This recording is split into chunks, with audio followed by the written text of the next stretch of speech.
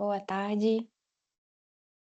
É um prazer enorme tá aqui com vocês em mais um evento promovido pela Actio, para a gente falar sobre um tema que está transformando a forma como as organizações enxergam e gerenciam os riscos. A cultura de gestão de riscos na era da inteligência artificial. A inteligência artificial, ela vem ampliando o alcance e a velocidade das nossas decisões, mas mais do que uma questão tecnológica, ela traz um desafio humano e cultural. Até porque não adianta a gente ter esses algoritmos poderosos, as inteligências cada vez atuando mais, se a nossa mentalidade, a mentalidade da organização, ela não for movida, ela ainda for movida, no caso, pelo medo do erro ou até a aversão à inovação. Então, para quem ainda não me conhece, eu sou Elodie Pontes, eu sou gerente de produto aqui na Actio, especialista em gestão de riscos. E até antes da gente começar o nosso bate-papo, eu queria fazer um convite para todos para entrarem na nossa comunidade de riscos. Ele é um espaço, tá, gente, totalmente voltado para a troca de experiência, boas práticas, para a gente verificar, né, saber quais são as tendências sobre gestão de riscos. E lá a gente está sempre compartilhando conteúdos relevantes, novidades sobre tecnologia, os eventos. É um ambiente aberto para a gente trocar experiência. Então, quem quiser participar, a gente vai colocar aqui no chat o link para se inscrever e vai ser um prazer a gente continuar a nossa conversa, o pós-evento por lá, certo? Então, ó, falando um pouquinho sobre o nosso tema do nosso webinar de hoje, a gente vai falar sobre o equilíbrio entre tecnologia e comportamento. Como é que a gente vai entrar nesse assunto, tá? Então, a gente vai ter o formato do nosso evento, vai ser um bate-papo, ele vai ser dividido em 4 blocos temáticos. A gente vai falar um pouquinho, então, do papel da cultura, os impactos da inteligência artificial na gestão de riscos, quais são os desafios voltados à governança e o futuro da integração entre homem e máquina, certo? E ao final a gente vai ter também uma demonstração prática de como é que a IA já está sendo aplicada na gestão de riscos e a gente vai utilizar a nossa plataforma aqui da Actio, a gestão de risco, para que a gente consiga ver na prática como é que funciona. E para enriquecer a nossa conversa, eu tenho a alegria de chamar o nosso convidado, o Tiago. Tiago, ele é o executivo focado em impulsionar e inovar a abordagem de gestão integradas para a gestão de risco, prevenção a fraudes, prevenção à lavagem de dinheiro. Tiago tem uma visão estratégica, ele é totalmente data-driven, né, Tiago? Ele é um É isso grande aí. referencial. E, por favor, Tiago, se você pudesse apresentar, compartilhar um pouquinho da sua trajetória com a gente. Bom, primeiro eu queria agradecer, Luiz, pelo convite, a Actio, não só pela parceria, mas pelo espaço de poder estar aqui compartilhando um pouquinho de experiências, né, pontos de vistas que a gente tem sobre esse tema brilhante, né, que é colocar a tecnologia, a inteligência artificial, etc., para ser de fato uma alavanca para nossas atividades. Bom, eu trabalho há mais de 15 anos com gestão de riscos, prevenção à fraude, prevenção à lavagem de dinheiro, e estou imerso no mundo de tecnologia há mais de 20 anos, com análise de dados e etc. Na última década, para resumir,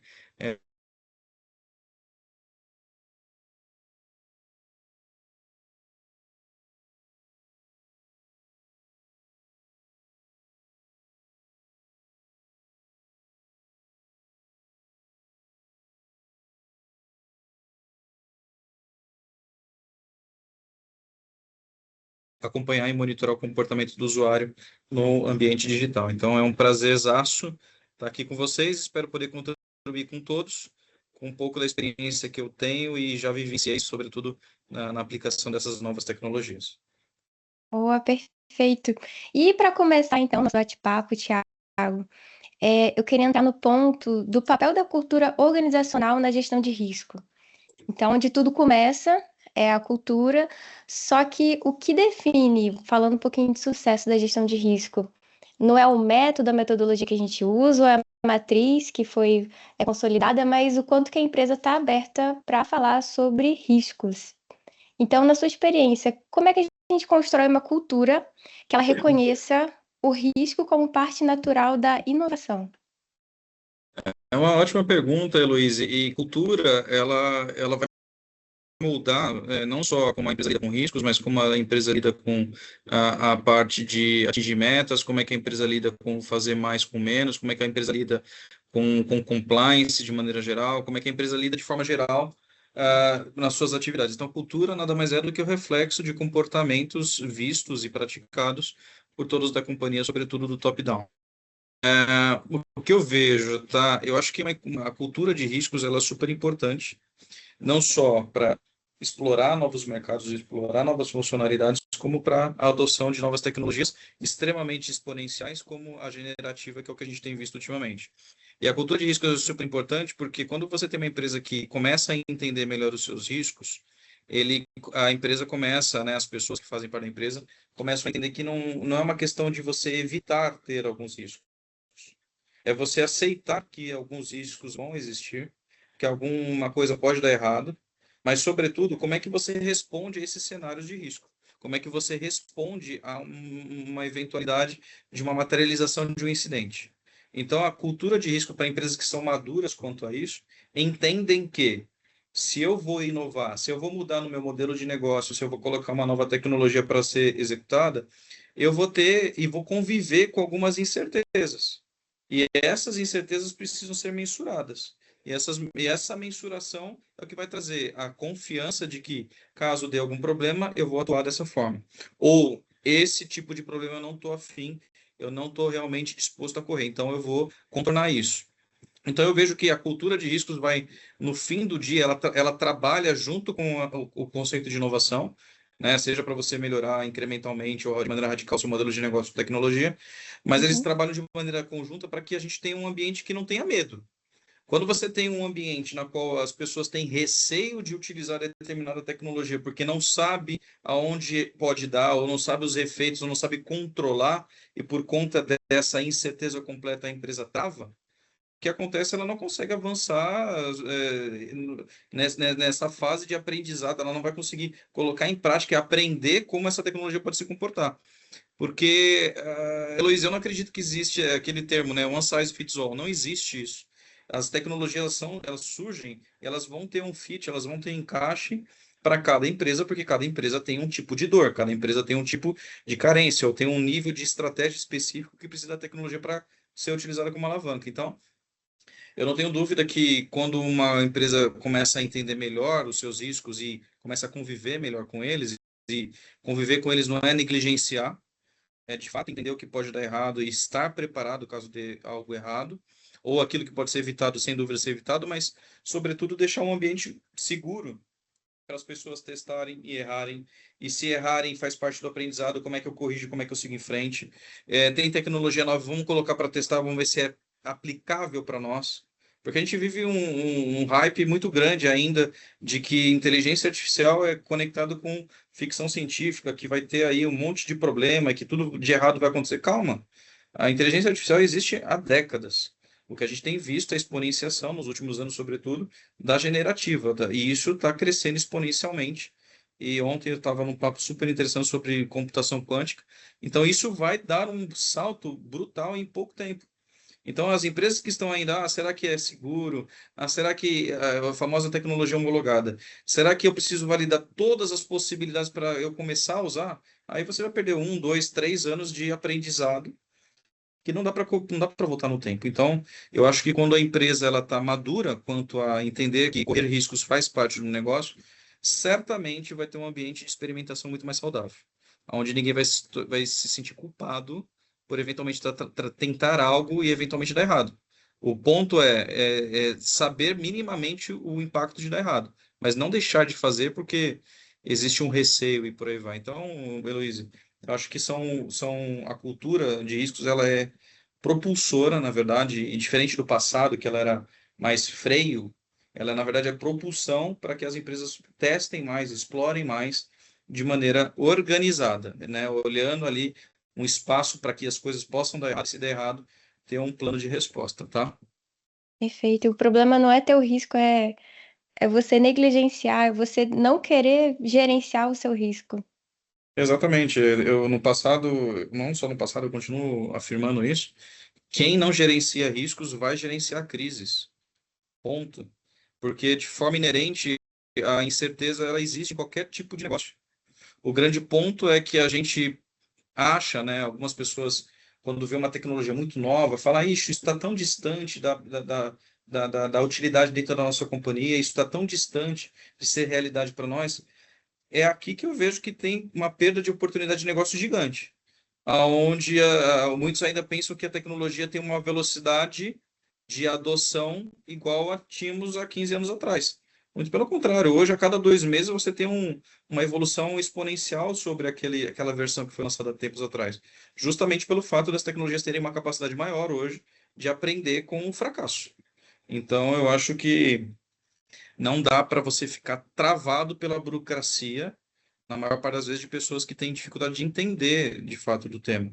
Então, o medo trava a empresa. Então, eu acho que a cultura de risco serve para acabar com alguns mitos, trazer, aterrissar de forma pragmática aquilo que realmente pode dar errado, aquilo que exponencialmente pode dar certo e testar. Acho que eu ainda vejo muitos profissionais com muito receio de testar, porque na verdade está com medo do trabalho que isso vai dar. A sensação que eu tenho é essa. E vai dar trabalho, óbvio. Então, até você encontrar o tuning mais adequado para o seu negócio. Então, mas não tem jeito. Quem fica paralisado pelo medo, porque tem receio de ter riscos, na verdade tem que se questionar se está a fim de fazer negócios, porque fazer negócios envolve risco. Perfeito. E aproveitando, tem como a gente medir o nível de cultura de uma organização? Tem algum tipo de indicador que ajude a gente a ver se a gente está no caminho certo? Sim, você tem várias metodologias no mercado que tentam mensurar o nível de cultura da companhia e é essencialmente baseado, na maior parte das vezes, por pesquisas, né? Que você vai pesquisar o nível de engajamento das pessoas, o nível de entendimento da estratégia da companhia, vai tentar capturar se existe algum nível de subcultura, se a companhia fomenta a inovação, mas tem algumas áreas que penaliza, inclusive, se alguém tentar algo novo, porque pode dar errado, óbvio. Então, fazer algo errado é errado. Ou quando, de repente, você está numa situação onde você precisa tomar uma decisão rápida, e às vezes a decisão ela tem trade-offs, né? Ela tem os seus prós e os seus contras, e às vezes a pessoa toma uma decisão que poderia ter sido melhor, mas a pressão da situação fez com que ela tomasse aquela direção e deu errado. Não adianta nada ficar apertando e culpando e se chicoteando de que, poxa, tomamos uma decisão errada. Não. Descobriu rápido que foi uma decisão errada? Corrija. Faça um contorno, faça uma correção de rota. E depois você volta para tentar Uhum. entender como evitar isso, como você otimizar a tomada de decisão, né? Mas eu acho que depois a gente pode compartilhar, tem alguns métodos que fazem isso, que inclusive tem métodos específicos que medem inclusive a visão do sócio e do corpo executivo, que executa a empresa no dia a dia.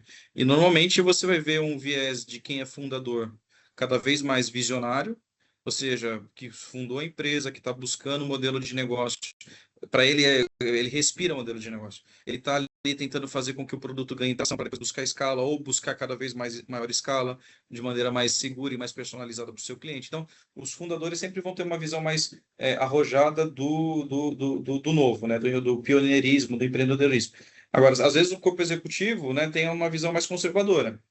Olha, poxa, a gente tem que tomar muito cuidado, porque tem budget, tem questões de compliance que devem absolutamente ser levadas em consideração, tem questões de segurança, tem uma série de questões que talvez a gente precisa ser mais conservador. Eu acho que quando você tem uma forma de você medir isso e colocar na mesa para ser debatido, você vai ter maior clareza, e é por isso que é importante você ter ciência de quais cenários você está vivendo, sobre aquilo que pode dar errado, e ser mais fair, né? Ser mais justo em dizer, olha, a gente é uma empresa inovadora e, de fato, walk the talk. Eu falo que eu sou inovador e eu tenho investimento, eu tenho espaço, eu deixo o time pensar diferente. Agora, se é uma empresa que eventualmente fala tudo isso, só que às vezes você não tem um budget, você não tem um olhar para isso, É você não tem inovação. espaço para que as pessoas tentem e errem, talvez em ambientes controlados, com amostras, com um pequeno público e etc., para você conseguir fazer, inclusive, o produto acontecer. Se isso não acontece, não é nem que as pessoas são maldosas de não querer fazer o novo, não, é o medo. É o receio de realmente isso ter um desvio grande em budget e a pessoa está acostumada só a fazer o business as usual. O que pode ser muito bom para manter a máquina funcionando, mas não vai ser Mas a longo suficiente prazo, para dar o próximo passo, não vai ser suficiente para você se adaptar. Então, tem vários métodos, essencialmente são baseados em pesquisas, e outras ferramentas, né, como canal de denúncia, por exemplo, é super importante uma companhia ter para você mensurar algum nível de problema na execução daquilo que são os valores da companhia. Você precisa ter áreas de investigação interna para avaliar se de fato você tem desvios de conduta, enfim, você tem várias situações onde você pode medir isso ou deixar canais para que a companhia dê o seu feedback, né? Ou seja, mais do que os valores impressos no quadro, a gente precisa saber como que as pessoas estão de fato vivenciando esses valores. Perfeito. Aproveitar, pessoal, queria abrir a oportunidade para vocês também trazerem suas perguntas, tá? O chat aqui está aberto, vocês podem comentar, podem deixar aqui a dúvida que a gente vai lendo. Estou acompanhando o chat também, para que vocês possam aproveitar o conhecimento do Tiago e já tirar aqui, ver um caso real também, se vocês quiserem, puderem compartilhar com a gente. Tudo bem? E seguindo então para o nosso próximo bloco, tá? A gente já fala um pouquinho da inteligência artificial na identificação e monitoramento do risco. Uhum. Então, a IA, ela revoluciona a forma como que a gente identifica e monitora o risco. Porque ela tem essa capacidade de processamento de grande volume de dados, ela consegue verificar esses padrões e até prever um comportamento. Então, qual é que é o papel da IA, Thiago, para ampliar essa capacidade? Para prever, detectar, responder risco em tempo real? Olha, é uma boa pergunta, e não só, eu não vou caracterizar só a IA como sendo a única bala de prata para você conseguir ter essa escala, Uhum. que de fato ela traz uma escala enorme para a gente conseguir monitorar e responder, etc. Mas eu vou colocar tecnologia como um todo, tá certo? Porque hoje a gente tem capacidade de estabelecer uma série de playbooks e automatizar isso, sobretudo daquilo que já é conhecido. Ou seja, se eventualmente eu tenho um cenário que ele é completamente não aceito pela companhia, eu não preciso, de maneira reativa, sempre tomar uma ação manual, sempre tomar uma ação que normalmente tem um delta de tempo extremamente inadequado, porque demanda de uma pessoa, etc. Bloquear aquela situação, ou criar uma automação de bloqueio ou de resposta para aquela automação. Então a gente vê muito isso vivo dentro dos departamentos de prevenção à fraude, dentro dos departamentos de segurança da informação, onde você tem um volume de dados absurdo. E até agora, finalmente, né, a gente tem a área comercial com cada vez mais o pronto atendimento, né, o atendimento autônomo, dando maior opção para o público, para o funil de vendas, para que o público já tenha condições de ter as suas principais a tecnologia já está ali como um todo. Então, a IA, em especial, um capítulo dentro de tecnologia, é brutalmente algo que realmente é um divisor de águas para o que vai acontecer nos próximos anos, né? Ou seja, nos próximos 20 anos, sem dúvida, a gente vai lembrar de quando foi lançado o primeiro modelo público, né, ali mais acessível ao público em geral, de generativo, né? Depois, hoje a gente tem uma enormidade de opções de agentes, né? Então, ele, sem dúvida, vai aumentar a nossa capacidade. Eu acho que a generativa ainda ela tem uma capacidade enorme de interpretar cenários, de gerar conteúdo, de talvez sugerir cenários de resposta, mas ainda assim é uma ferramenta que você colocou muito bem no início, que aumenta a nossa capacidade, mas definitivamente não substitui a nossa capacidade. Porque entendimento de contexto, entender do negócio, entender do local que aquilo está acontecendo, entender de pessoas ainda, na minha visão, é super mais importante. Você pode ter tecnologia, você pode ter um back-office enorme, super tecnológico, mas se você não convence que seu produto é muito bom, não adianta. Se você não está resolvendo uma dor clara para um público que topa pagar pelo seu serviço, não adianta nada.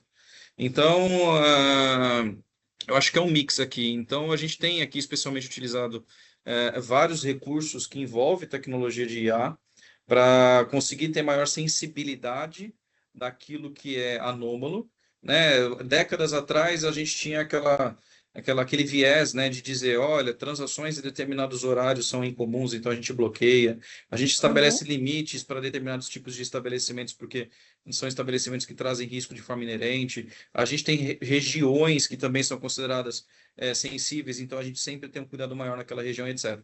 Só que a gente percebeu, e vocês todos aqui devem estar acompanhando de perto o noticiário, que o crime organizado está envolvido de forma bem capilar em diversas indústrias.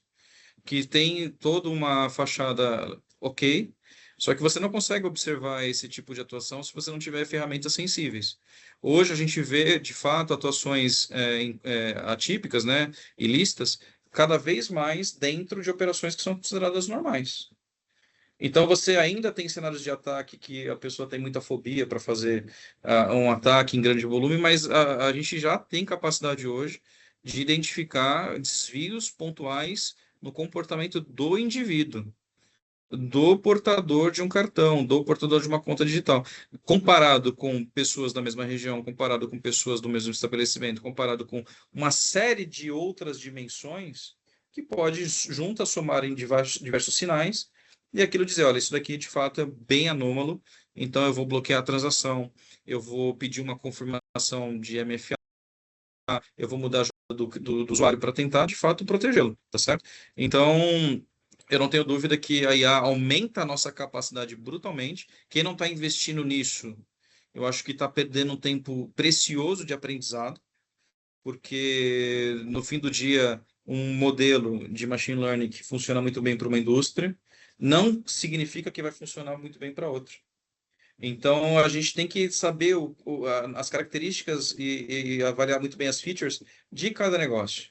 A gente vê inúmeros fornecedores, inclusive de mercado, que já tiveram sucesso num segmento financeiro X, mas quando vai para outro tem um baita de um insucesso, porque não entenderam essa necessidade de se adequar mais ao problema da nova indústria, que por mais que tenha um leque financeiro maior, mas tem particularidades. Uma IP é diferente de um banco.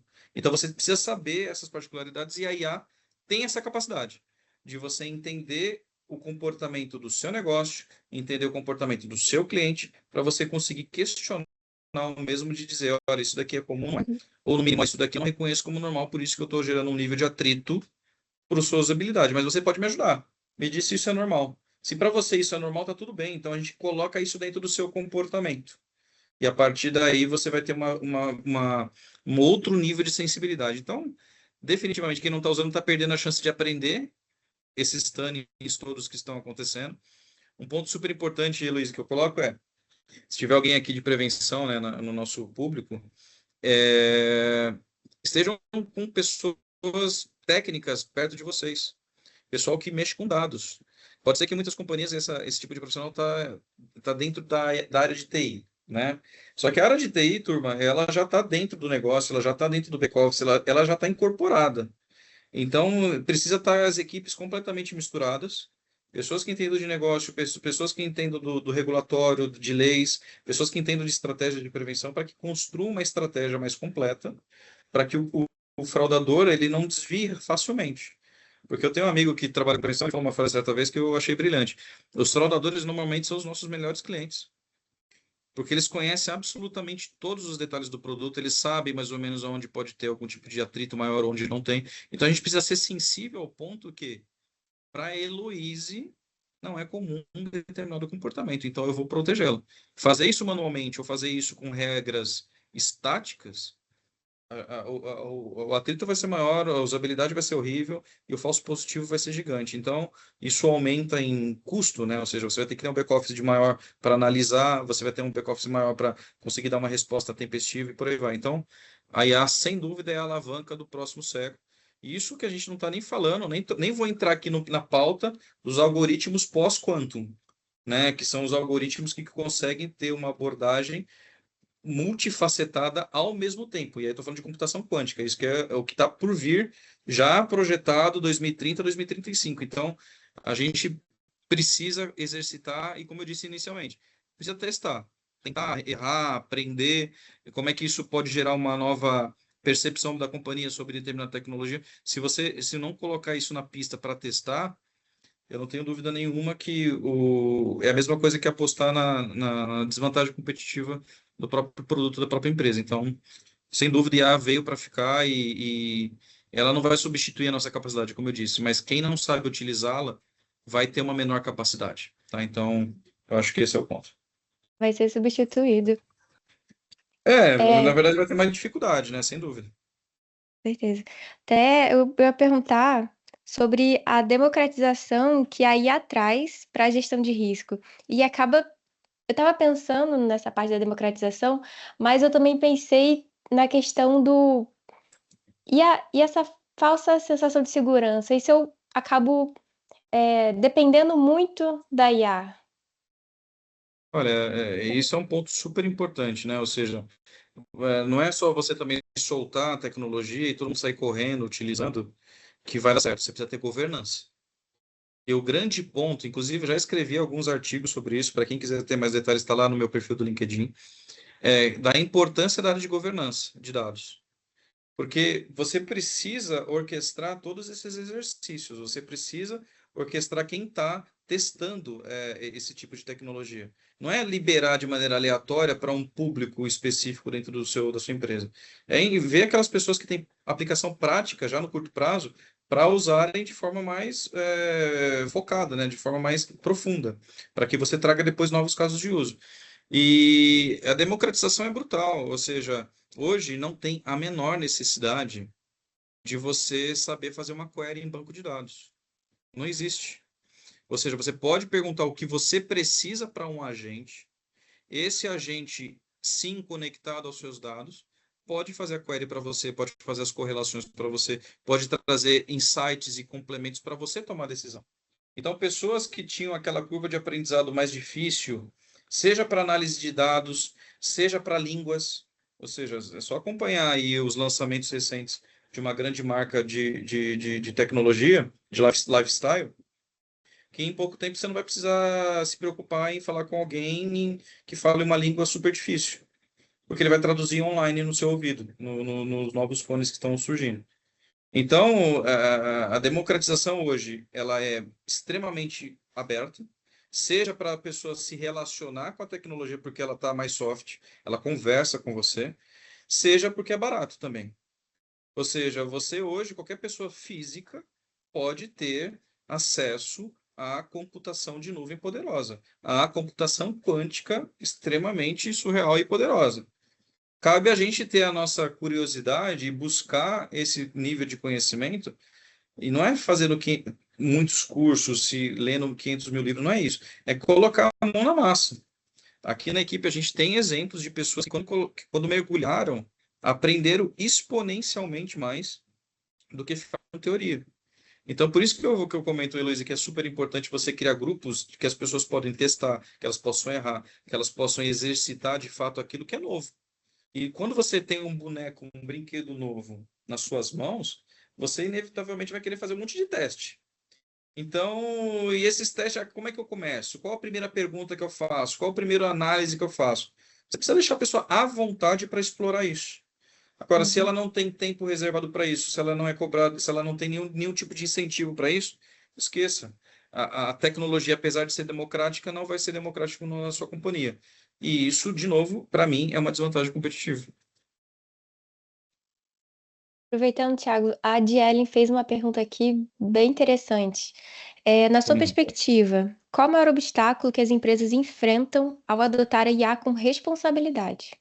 Essa é uma excelente pergunta da Jelen. Eu acho que é a governança. Eu acho que muitos ainda não conseguiram encaixar a melhor forma de você colocar em prática o uso de algumas tecnologias. E aí, por falta de conhecimento, porque o conhecimento ainda, apesar da tecnologia ser democrática, você precisa ter alguns conhecimentos básicos, que vão te habilitar a dizer qual é um caminho seguro. Eu acho que algum nível da governança está ficando a cargo de alguns profissionais que não entendem profundamente como é que funciona o mundo dos dados, que não entendem, eventualmente, a capacidade de determinada tecnologia. E aí o efeito natural é a retenção. Olha, não pode fazer muito, não pode fazer aquilo, não pode fazer assado.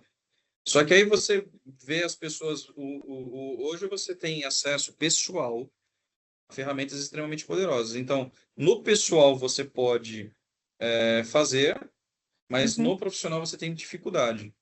E aí você começa a ter os shadows ITs. Você começa a ver as pessoas encontrando caminhos para ter acesso a esses recursos, ao ponto que poderiam estar tendo acesso de forma segura, canalizada, talvez até limitada no começo, mas podendo utilizar, para depois você aprender com isso. Então, Jelen, eu acho que o principal desafio é governança. É uma governança linkada com o pessoal que sustenta essas tecnologias. Então, hoje você acaba vendo que no passado tecnologia e negócios foram se sobrepondo, que é maravilhoso. Só que agora existe uma certa distanciamento de novo por conta de uma governança não muito bem azeitada, onde a governança começa a separar esses mundos de novo. Olha, você não pode fazer isso, só aquele pessoal. E aquele pessoal não pode fazer tudo, porque a gente não sabe tudo que é possível ser feito. Então, eu acho que precisa ter um colegiado multidisciplinar que desenhe políticas, que desenhe ambientes onde as pessoas possam exercitar. Porque não adianta nada você ter uma tecnologia hoje que você pode perguntar literalmente qualquer coisa, se você nem sabe por onde perguntar, você não sabe por onde começar, não sabe qual é a primeira pergunta. E isso só vai vir à medida que você deixar as pessoas livres para pensar. Ou seja, a gente está num epicentro tecnológico super interessante, onde as ferramentas estão viabilizando a nossa capacidade de pensamento crítico, a nossa capacidade de criatividade. Se as companhias tiverem algum nível de dificuldade de viabilizar um espaço seguro, para que as pessoas possam testar, errar e, sobretudo, ser mais criativas, tentando um novo, é por isso que sempre vai ter dificuldade. Aí sempre vai ficar na mão de quem conhece tecnicamente muito bem, não entende a dor do negócio, projetos caros que nunca dão certo. Então é por isso que eu acho que quanto mais livre e fluido for, melhor é. E com pessoas que consigam viabilizar essa fluidez e não tanto travas, né? Que na verdade existem muito mais pelo conta do desconhecido do que por essencialmente os riscos de fato que existem. Queria comentar um caso, aproveitar a oportunidade, que recentemente estava lendo as notícias e acho que foi até um caso que justamente faltou governança, faltou um Uhum. cuidado, faltou uma política. Uma empresa bem grande, uma consultoria, enfim, ela fechou um contrato, acho que foi com o governo da Austrália, e no relatório final, o último parágrafo, as últimas partes, simplesmente descobriram que utilizaram a IA para construir esse relatório. E foi tão absurda a diferença que a IA provavelmente alucinou, contou alguns casos judiciais que não existiam, fez algumas referências também. Então, eu acho que esse caso, não sei se você concorda, Thiago, foi realmente uma falta de governança, um descuido, achei uma coisa muito, muito absurda. É, vamos jogar um pouco a culpa da tecnologia, tá? Porque ela, na minha visão, a tecnologia foi menos culpada aqui. Na verdade, foi quem operou ali que tinha um problema sério de governança, você disse bem.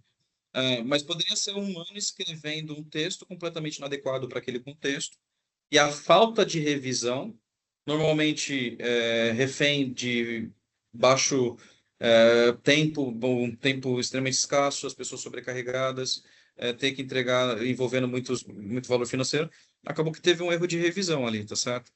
Eu não tenho dúvida que a própria tecnologia ajudou durante o trabalho, provavelmente, para explorar, para correlacionar algumas informações, encontrar alguns insights que é difícil ao olho nu. A gente está num momento, Luiz, que qualquer tipo de auditoria, ou qualquer tipo de área de riscos está diante de um volume de dados absurdo. Esquece essas correlações em PROC-V que a gente vai começar, a gente fazia no Excel. A gente está chegando a um ponto que não vai dar para fazer isso. E os dados cada vez mais desestruturados, porque vão estar em logs, vão estar num outro formato, que a gente precisa saber lidar com isso. Então, esse erro que aconteceu e que está bem famoso aí, a gente tem outros diversos que aconteceram, que geraram vieses, preconceitos, diversos problemas, literalmente, são porque falta um processo de validação. O mercado financeiro, os bancos especialmente, tinham há muito tempo áreas de validação de modelos que iam lá e validavam os modelos de crédito, os modelos de mercado, e para ver se as decisões da companhia estavam baseadas em argumentos sólidos. Então, eu acho que se você tem uma tecnologia onde você começou a usar ela agora, super nova, é nova para todo mundo, só que você já colocou num ambiente extremamente sensível, vai dar erro, vai dar problema. E aí você está correndo, aceitou correr o risco de gerar um impacto reputacional, um impacto muito grande. Ao ponto que essa mesma tecnologia poderia ter sido usada num ambiente mais controlado. Será que o tom que ela está dando é suficiente? Será que o formato que ela está concluindo está ligado aos valores da companhia? Está ligado aos nossos métodos? Para depois sim você ir para um ambiente mais sensível. Ainda assim, não desprezando o processo de validação. Uhum. Para quem está aqui no grupo aqui e é de tecnologia, vai saber o que eu estou falando. Quando você cria um agente, é quase que obrigatório você ter um outro agente para fazer o challenge aqui, para ver se ambos não estão alucinando. Então, quando você define guarda-reios, quando você determina sobreposição de validação com escala, você está criando um ambiente mais seguro para as pessoas serem suportadas. Agora, você não criou um ambiente seguro, você já colocou para ser usado de qualquer jeito. A velocidade, pessoal, existe assim. Eu tive um chefe no passado que ele falava, né? Não adianta você colocar 9 pessoas grávidas dentro de uma sala que o nenê vai nascer em um mês. Ou seja, você precisa ter cadência, você precisa ter estrutura. É igual o GMUD, você precisa ter processos que você avalia, testa, homologa, estressa para depois você ir para o ambiente produtivo. Se você não faz isso, você está remetendo a frase que eu falei inicialmente. Se você não está gerenciando o risco de dar errado, você vai gerenciar a crise, que certamente foi o que aconteceu aí nesse caso, que é só dar no Google aí que vocês vão saber do que a gente está falando. Aproveitar e fazer que o pessoal tá trazendo bastante pergunta no chat. Vamos A lá. próxima aqui é do Rael. Tiago, até que ponto a IA aplica proteção de dados empresariais? Olha, hoje já é uma ótima pergunta isso, que inclusive a preocupação legítima com proteção de dados no mundo da inteligência artificial é super necessária. Caso contrário, a gente vai ter um uso inadequado. Mas eu vou chegar nesse ponto inadequado, porque os fraudadores, o pessoal que quer fazer coisa errada, está usando IA, capturando dados pessoais e não está muito preocupado com isso. Então a gente tem que tomar um super cuidado com isso. Quanto mais a gente perde tempo não exercitando do jeito certo, a gente está perdendo essa corrida para quem está aprendendo fazendo do jeito errado. Isso é verdade. E o ponto aqui é, hoje já tem várias tecnologias, várias. Uma delas é um conceito que o próprio Gartner traz, que é o DSPM, que é quando você usa tecnologia, inteligência artificial, para você conseguir rastrear e catalogar o tipo de dado que está dentro do seu parque. E o seu parque pode ser um diretório de rede, pode ser um banco de dados estruturados, pode ser um arquivo texto. Então você já tem tecnologias que conseguem mapear qual é o nível de informação que hoje está dentro da companhia. Então, fazer isso de forma manual, esquece. Eu sei que todo mundo começa ali no Excel, que eu acho que é o start de qualquer tipo de mapeamento, mas depois você vai precisar evoluir para uma tecnologia nesse nível. Depois disso, você já tem tecnologia que cuida do pipeline inteiro de dados. Ou seja, se eu tenho áreas que precisam mexer nos dados e tem propósito específico, ok, vamos entender então criar uma camada de governança, de anonimização, de criptografia, talvez, em alguns aspectos, porque para quem faz machine learning de fato, pouco importa o nome de uma pessoa. Pouco importa, às vezes, o CPF de uma pessoa. O que importa é o comportamento daquele indivíduo. Ao ponto que talvez seja mais sensível para quem faz business intelligence. Porque daí, de fato, tem algumas consolidações, é mais explícito você identificar ali algum cenário ou outro. Mas, definitivamente, se você usar a tecnologia com IA para mapear, catalogar e depois você cuidar do pipeline de entrega de dados, você vai deixar todo mundo dentro de um guarda-redes seguro. Porque sabe que não vai estar nenhum shadow, ou se houver um shadow IT, vai ser muito difícil. Então, é uma ótima pergunta e eu estaria focando muito em DSPM para ajudar, junto da IA, a construir a melhor governança de dados possível. Hoje todo mundo fala bastante sobre, vem falando, né, sobre cientistas de dados, engenheiros de dados, o pessoal mais, né, deep, assim, em machine learning, mas se esquecem de um dos principais profissionais hoje, na minha visão, que é o cara de governança de dados, que é o cara que tem que trabalhar com o time de arquitetura, que é o cara que tem que trabalhar com o time de infraestrutura. Porque para você instanciar uma nova máquina virtual e colocar um dado redundante lá, é muito fácil. E quem é que está olhando esse perímetro? Então, eu acho que já é uma conjuntura de arquitetura, governança de dados, segurança da informação, área de riscos. Fazendo isso de maneira segregada, esqueça. É por isso que é importante ferramentas que consolidem todo mundo. Próxima Espero que tenha pergunta, Tiago. respondido aí, o Rael. Rael. Próxima pergunta é da Fernanda. Vamos lá. Considerando que a principal barreira para a adoção da inteligência artificial na gestão de riscos está na alta gestão, quais abordagens podem ser implementadas para promover uma mudança cultural, incentivar o uso da consciência e uso consciente e estratégico dessa tecnologia na área? É uma ótima pergunta. Eu tenho visto com bons olhos que a alta administração, hoje, se você pegar um curso executivo, que a alta administração normalmente faz um curso de especialização em gestão, em inovação e etc. Sempre esses cursos mais executivos, sempre vai ter uma pauta lá de inteligência artificial. Acredite. Sempre vai ter uma pauta de cibersegurança. Então, isso de forma a academia já está trazendo para esse público que, olha, você quer fazer negócios? Você quer construir um modelo de negócio hoje? Você vai precisar pensar em escala, você vai precisar pensar em persona, você vai precisar pensar em inteligência artificial, em segurança, ambiente digital e híbrido. Ou seja, não tem como você não pensar nisso. A pessoa que tem uma mente mais fixa lá no passado, aqui é um trade-off. A pessoa pode apostar de fato que ela vai continuar viva num futuro próximo, que eu acho que não é o caso. Depende muito do modelo de negócio, mas tende a ser destruído por uma empresa que já veio mais híbrida, que já veio com maior escala e digital. E pode ser que a pessoa seja teimosa. A gente tem visto, pelo menos eu particularmente estudei bastante sobre isso, o IoT existe há décadas e começou a ser amplamente utilizado justamente porque a alta administração começou a ser reciclada. Começou a entrar pessoas que já vinham de formação e entenderam a importância do tema e quando tiveram o poder de decisão não tinham dúvida que precisavam investir.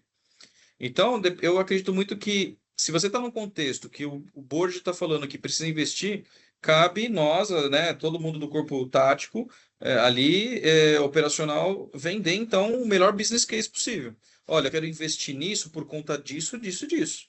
Eu não investindo nisso, eu vou perder a chance de ganhar isso. Eu investindo nisso, eu vou ter a capacidade de ter esse tipo de retorno. O que eu vejo, e principalmente quando eu era consultor, Heloise, é que as pessoas elas têm os desejos. Olha, eu preciso Uhum, investir nisso, só que tem pouquíssima habilidade em dizer qual é o ganho disso, ou qual é a perda se eu não fizer isso. E a perda não necessariamente pode ser um impacto de perda literalmente financeira, mas pode ser um custo de oportunidade. Você pode ficar em desvantagem. Literalmente em desvantagem, não vai conseguir acompanhar ou competir com o seu concorrente. Então, eu acho que é conseguir trazer e fomentar e levar a informação para o board do que vem acontecendo no mercado, sobretudo os ganhos que aquilo traz. A área comercial, vou dar um exemplo. A área comercial tem extrema habilidade de patrocinar eventos, de criar eventos, de ter eventos particulares com clientes. Ou seja, é um investimento. Por que que eles conseguem fazer isso e a área de back-office não? Eu acho que porque a área de back-office está aqui engessada a sempre apagar incêndio. Eu acho uhum. que essa junção da área de back-office riscos, junto da área de produtos, junto da área comercial, você vai começar a entender melhor a dor na ponta lá do cara que está fazendo negócios, da dificuldade dele trazer atributos de diferenciação do produto, que na verdade a tua abordagem pode ser uma diferenciação. Hoje eu sou muito mais a favor de usar um produto seguro do que um produto que promete mil coisas e não é seguro. A segurança, pessoal, está se tornando um atributo de diferenciação. Cabe a gente conseguir apresentar isso da melhor forma possível. Mas você tem um extremo, pode ser que o board não entenda isso. E aí, talvez você esteja no lugar errado. Deixa a pessoa lá convicta dos seus pensamentos e a gente é capacitado para ir buscar, então, lugares que valorizem esse tipo de visão. Aqui, na minha visão, quem não está pensando nisso só está vendo o tempo passar e depois vai se lamentar. E aí já é tarde demais. Próxima pergunta da Jéssica. Tudo que é Vamos novo lá. causa certa estranheza. IA é algo relativamente novo e sabemos que a interação com o novo nos traz familiaridade. Como quebrar a barreira da interação com a IA no meio corporativo, na sua opinião? É uma boa pergunta e eu acho que é você deixar com os guarda-reios, né? Talvez num primeiro momento limitando a capacidade, mas deixa público para a companhia como um todo. Ou deixa público para um grande público específico que vai ver valor naquilo. Não adianta você também espalhar para todo mundo, sendo que ninguém sabe como usar. Pode ser que, inclusive, você crie até barreiras de preconceito. As pessoas que não sabem não vão aceitar isso, vão colocar na cabeça que não sabem e por conta disso não serve. Não. Então, libera de maneira bem aberta, mas talvez focada para um grupo de pessoas que vai usar e vai encontrar propósito para aquilo. E divulgar que isso está sendo feito, divulgar que isso está trazendo retorno, divulgar que isso está trazendo, no mínimo, mais facilidade para o dia a dia das pessoas. Hoje eu vejo que talvez uma das expertises do futuro é a nossa capacidade de gestão emocional, né? Ou seja, a gente está cada vez mais inundado de informações, cada vez mais inundado de eventos sociais profissionais, um sobrepondo sobre o outro, etc. Se a gente não tiver mecanismos e ferramentas para deixar as coisas mais simples, a gente vai ficar com um problema sério de saúde. Então, eu acho que a gente tem que abrir para o uso e não deixar exclusivo para um grupo que depois você nem sabe os resultados que aquilo está trazendo E, por fim, deixar na mão de pessoas que não entendem de fato a capacidade daquilo. E aí, pelo desconhecido, vai ter medo de usar e aí sempre vai ficar colocando diversas barreiras para o uso. Então, eu acho que é colocar na pista para todo mundo testar o carro. E sempre com auxílio, com orientação, da melhor forma possível, porque um ponto que você trouxe que eu Exatamente. achei importante, a pessoa não vai deixar de fazer, ela vai fazer, só que sem o auxílio correto, saber o que pode ser feito utilizando a IA, Exato. acaba sendo. Sabe um exemplo disso, Heloíse? A IA ela tem capacidade de fazer mil coisas, tá? Seja geração de texto, dados não estruturados, desde imagem, vídeo e por aí vai, voz. O Uhum, que acontece, talvez conectando até com a próxima pergunta ali da Leila, é que no fim do dia eu vejo que muitas empresas estão tendo dificuldade de uma adoção contínua de IA porque estão se frustrando. Ou seja, fizeram um baita do investimento, trouxeram tecnologia, parceiros e etc., só que não sabiam como aplicar aquilo. Por quê? uhum, Porque focaram muito na solução, pseudo-solução, na tecnologia. Só que não olharam para dentro de casa, mas por que eu preciso disso? Eu sei claramente as dores que eu tenho e que eu preciso de tecnologia para resolver? Se sim, você vai perceber que aquelas empresas normalmente ligadas a questões industriais de produção, vem um absurdo ganho com IA. Logística também. Porque eles têm uma dor clara da dificuldade de processamento, da dificuldade de você otimizar e criar simulações que o poder computacional atual não é possível. Então, com a IA, ele começa a criar, cortar caminhos. E aí você vê a aplicação prática. Olha, eu tenho a tecnologia, eu apliquei, tive um baita retorno já no curto prazo. E aí as pessoas sempre, pô, então vamos mais, vamos encontrar casos de uhum. uso, vamos encontrar casos de uso. Eu acho que a grande dificuldade é que a gente solta a tecnologia, pode até soltar para exercitar, mas fica nisso, fica lá solto. Não tem Qual o ninguém objetivo? arquitetando, É. exatamente, não tem ninguém arquitetando de dizer, olha, pessoal, a gente precisa resolver esse problema. A gente precisa resolver esse desafio. Uhum, E talvez a área de riscos junto da área de inovação, a área de riscos trazendo os desafios operacionais junto do time de inovação de tecnologia, avaliar qual é uma aplicação prática dessa tecnologia brutal. uhum. Porque senão, as pessoas hoje têm muita facilidade, vai por mim. Meu filho, de 9 anos, tem capacidade de criar um avatar digital dele. Ou seja, ele se adaptou porque ele tinha um propósito, ele queria fazer, ele queria conquistar aquilo. Hoje tem muita gente que sabe mexer muito bem em edição de imagens, em vídeo, voz, tudo para mídia social, tudo para questões de Uhum. entretenimento, mas não consegue ver a mesma aplicação prática para o mundo dos negócios. Justamente porque não pararam para pensar em que problema que eu tenho que resolver. Onde a companhia tem de fato dores, e aí sim, falando sobre dores e problemas, eu vou falar sobre a solução. Entendeu? Porque a solução não necessariamente precisa ser sofisticada, ela precisa resolver o problema. E eu acho que o Exato. grande desafio da adoção das empresas de forma geral é você ter solução e não ter um problema claro que está tentando resolver. E aí é aquela velha história. É uma pessoa com um martelo na mão e aí tudo vira cabeça de prego, entendeu? Ou seja, você tenta fazer um monte de coisa em tudo que é lugar, não dá resultado, e a gente já vê empresas deixando de investir em uma série de temas, e IA sendo um tema desse, porque viu que não dá resultado. Eu investi muito dinheiro e pragmaticamente não tive nenhum resultado, nem operacional, nem financeiro, nem reputacional, nada. Então, vamos repensar no que a gente está fazendo. Então, eu acho que precisamos encontrar mais casos de uso razoavelmente que a IA seja aplicada. Perfeito. E aproveitando essa deixa de casos de uso, queria aproveitar a oportunidade e Uhum. compartilhar aqui na nossa ferramenta como é que essa aplicação da IA no dia a dia, né? Aqui olhando principalmente para um caso no qual a gente precisa, por exemplo, fazer o levantamento dos riscos. Quais são os riscos da nossa organização? Pessoal, eu estou compartilhando aqui a tela, tá? Para a gente ver no nosso sistema, na nossa solução de gestão de riscos, como que a IA nos ajudaria. Então é interessante que aqui a gente já fez um cadastro inicial para que a IA saiba, por exemplo, qual o setor de atuação, qual é o nosso objetivo como organização. Posso trazer mais documentos, mais informações, porque quanto mais informações, melhor vai ser a resposta que ela pode dar aqui para a gente. Então, ó, dei um clique na IA, ela já trouxe aqui para mim um contexto querendo entender, tá, que tipo de risco que você quer fazer o mapeamento, que você está precisando. Eu posso simplesmente, ó, liste os principais riscos da minha organização. Vamos trazer um contexto? Ela vai entender qual é o nosso objetivo e simplesmente já trouxe aqui 7 riscos que estão relacionados, são inerentes ao meu negócio. Então, tem o risco tecnológico, de segurança da informação, conformidade, operacional. Então, é um exemplo de aplicação prática, como o Thiago falou, a gente tem que entender qual é a nossa dor para que a gente faça um uso melhor da IA. Um outro cenário Exatamente. aqui, a gente tem, então, dentro de um risco, no qual a gente já está fazendo gerenciamento, a gente está fazendo, por exemplo, uma análise, levantamento de causas, consequências. Aqui eu tenho uma ferramenta muito importante para a gestão de riscos, que é o Bowtie. E aqui, por exemplo, eu tenho na minha esquerda quais são as causas que levaram ao nosso risco, que está centralizado, e as suas consequências. Mas a gente precisa de ajuda no levantamento de causas. Gente, é um clique de distância.